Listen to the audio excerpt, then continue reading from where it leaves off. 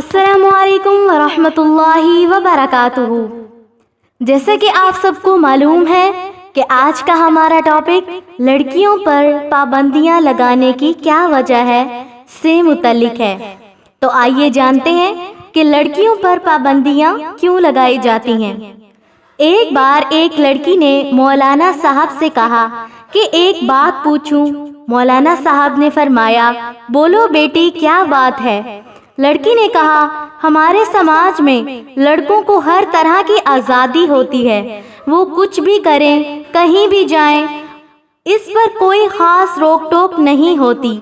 اس کے برعکس لڑکیوں کو بات بات پر روکا جاتا ہے، یہ مت کرو، یہاں مت جاؤ، گھر جلدی آ جاؤ۔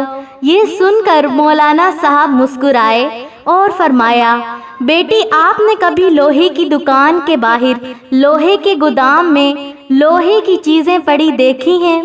یہ گودام میں سردی گرمی برسات رات دن اس طرح پڑی رہتی ہیں، اس کے باوجود اس کا کچھ نہیں بگڑتا اور اس کی قیمت پر بھی کوئی اثر نہیں پڑتا۔ لڑکوں کی بھی کچھ اس طرح کی اہمیت ہے سماج میں۔ اب چلو ایک سنار کی دکان میں ایک بڑی تجوری، اس میں ایک چھوٹی تجوری، اس میں رکھی چھوٹی سندر سی ڈبی میں ریشم پر نزاکت سے رکھا چمکتا ہیرا، کیونکہ جوہری جانتا ہے کہ اگر ہیرے میں ذرا سی بھی خراش آ گئی تو اس کی کوئی قیمت نہیں رہے گی۔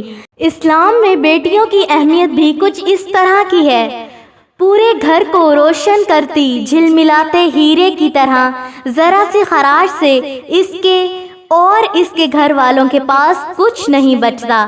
بس یہی فرق ہے لڑکیوں اور لڑکوں میں۔ پوری مجلس میں خاموشی چھا گئی۔